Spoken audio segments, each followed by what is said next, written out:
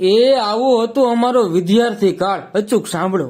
ચોપડીઓની વચ્ચે વિદ્યાના ઝાડનું ડાળું અને મોરના પીછાને મૂકવાથી અમે હોશિયાર થઈ જઈશું એવી દ્રઢ માન્યતા હતી. એના કારણે અમારો આત્મવિશ્વાસ વધતો અને કપડાના થેલામાં કે રાસાયણિક ખાતરની થેલીમાં ચોપડા ગોઠવવા એ અમારું આગવું કૌશલ્ય હતું.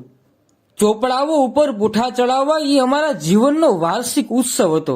પુસ્તકો ખૂબ સારી રીતે સાચવતા, કારણ વર્ષ પૂરું થયા પછી અડધી કિંમતે પાછા બીજાને વેચી દેતા.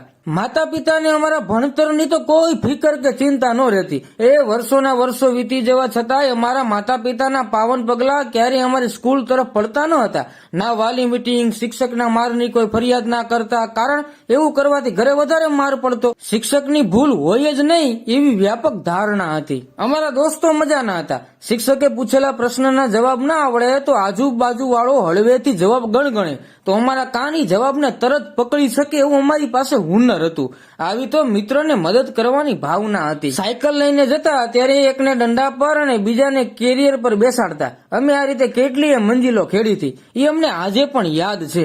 બોર વીણવા જતા, નદીમાં ધુબકા મારવા જતા. 1 થી 5 ધોરણ પાટી પેન સાથે ભણ્યા એટલે અમારામાં કેલ્શિયમ ભરપૂર રહેતું. 6ઠા ધોરણથી સાય વાળી પેન વાપરતા. ખિસ્સામાં બ્લુ ધાબુ, હોઠ પણ બ્લુ, આંગળીઓ પણ બ્લુ.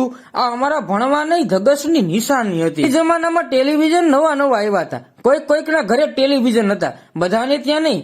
જોવા જઈએ તો કોઈ જોવા દે તો વળી ક્યારેક અમને કાઢી મૂકવામાં પણ આવતા. છતાંય અમને ક્યારેય અપમાન જેવું લાગતું નહોતું. નિશાળમાં શિક્ષકનો માર ખાતા કે અંગૂઠા પકડતા ક્યારેય અમને શરમ કે સંકોચ નથી અનુભવ્યો, કારણ એ વખતે ક્યારેય અમારું ઈગો હર્ટ નહોતો થતો.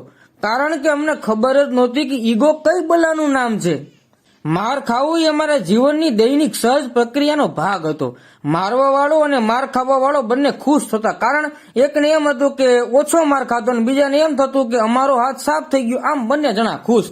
વેકેશનમાં મામા, ફઈ, માસીના બાળકોનું ટોળું અમારા ઘરે આવતું. ધીંગા મસ્તી કરતા, છતાંય મા બાપને કંટાળો ના આવતો, કારણ એની કોઈ લક્ઝરિયસ માંગ ના રહેતી. જેવું ઈ ખાઈ લેવાનું, નીચે હારબંધ ગોદડામાં સૂઈ જવાનું, વાડીએ જઈને કુંડીમાં સમૂહ સ્નાન કરી આવવાનું. દરરોજ નાવાનું પણ ફરજિયાત નહોતું. મગફળીના દાણા અને ગોળ અમારો નાસ્તો હતો. 10 પૈસાના ચાસણી વાળા બરફના ગોળાની લાલચ આપી અમારી પાસે ખૂબ કામ કરાવી લેવાતું. ત્યારે કોઈ બાળ અધિકાર પંચ નહોતું કે અમારી મદદે આવે.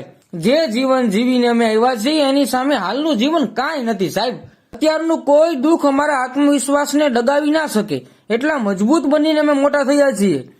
અમે સારા હતા કે ખરાબ એ ખબર નથી, પણ અમારો પરિવાર અને અમારા મિત્રો અમારી સાથે હતા એ જ મહત્વનું હતું. અને એ જ આનંદિત દિવસોનું ભાથું આજે પણ અમારી ઇમ્યુનિટી વધારી આપે છે. એટલે તો આજે પણ અમે રાતી રાયણ અને ગલગોટા જેવા છીએ.